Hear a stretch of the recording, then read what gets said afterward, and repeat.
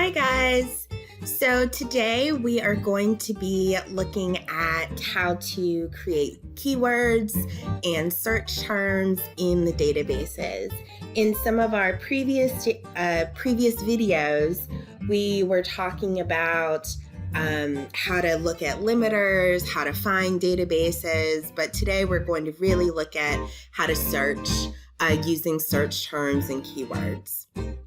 So just as a quick refresher, we're using the library's website, the library.uab.edu website right up here. And if you want to just scroll down, you can see databases are right here, kind of halfway down the page. And if you'll remember, you can search for databases based on subject type, based on database type, if there's a specific type of resource that you're looking for, if there's a specific vendor that you're looking at, you can really limit yourself down. So I'm sticking with the same topic that I had in previous videos. So if you'll remember, I was looking specifically at student loan debt.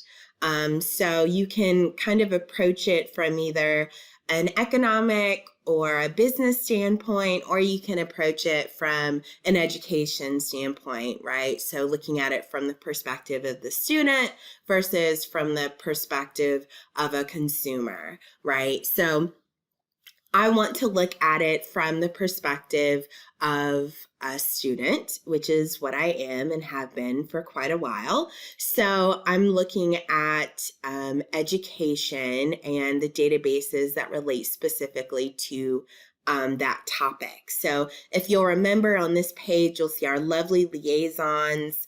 You may even be able to talk with Dana at this point because we do man the chat even on Sundays. So her information, her contact, if you need to schedule a longer appointment with her, you can do that.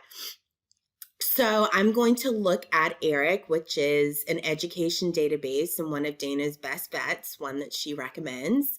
And I'm going to just click in there. And if you'll remember the three things that you need to do when you get into the database. So the first thing is you need to stack the deck in your favor, right? So with a lot of these databases, not just EBSCO, which is the one who's hosting this particular database, but with quite a few other vendors, such as ProQuest, for example, they host quite a few, so you can search quite a few all at once. So I know I want to look at ERIC. I want to look at education. Maybe I do want to see what's out there as far as from the business perspective. So Econlit may be a good one. And if I forget what's in there or what Econlit is, I can just kind of hover over this little thought bubble and it'll tell me exactly what's in there. Business Source Premier is another really good one. Maybe Business Abstracts, again, looking at this from a business side versus from an education side. So I'm just going to scroll down and click OK. And if I ever forget, I can click Show All and it'll tell me everything that's in there. So second thing you want to do when you get into your database after you've stacked the deck in your favor is you want to go into the advanced search function. And this is where those keywords, those search terms will really come into play.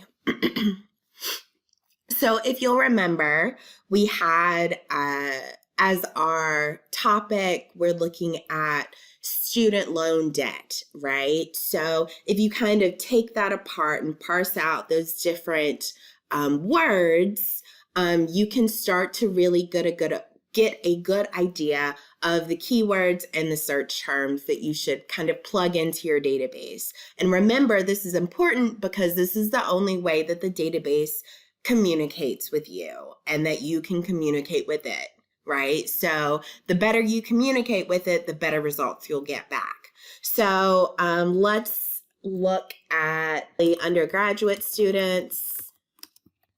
And what are some good synonyms for undergraduate students? Maybe we could say college students or university students. And since we're not just looking at students, we're also looking at their debt. Let's say student debt or debt or loan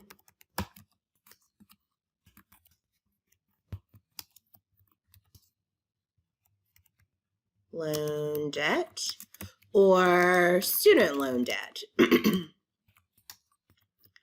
And if you'll see what I'm doing, every or kind of shows the link between synonyms. Undergraduate students, college students, university students, those phrases are almost interchangeable, right? So what I'm telling the database is I'm willing to accept results that talk specifically about undergraduate students, or they could be talking about college students, or they could be talking about university students. Now, how I kind of connect it with student loan debt is with this and, right? So I'm connecting everything here with everything here. So I have student debt or loan debt or student loan debt, right? These are all synonyms connected by these ors. So in order to make sure that the database knows, I don't just want all of this and all of this, I want these two things connected, I have to have that and in between. And if you use the little drop-down menu, you can see some of the different ways that you can either limit your search by saying not or expand your search by saying or. But we're going to save that for another time. Go ahead and click search. And the third thing that you need to remember, first thing, remember we're stacking the deck. Second thing, get into that advanced search so you can see what you're typing in as far as your search terms, your keywords. Third thing is you want to switch this over from date newest to relevant. So the most relevant information ends up at the very top. So these are some of the results that we're going to get back. And you can see how many we have by searching all of these databases, right? Maybe I want to look at the last 2 years. So I'm going to click 2018 to 2019, and that brings me down by quite a bit.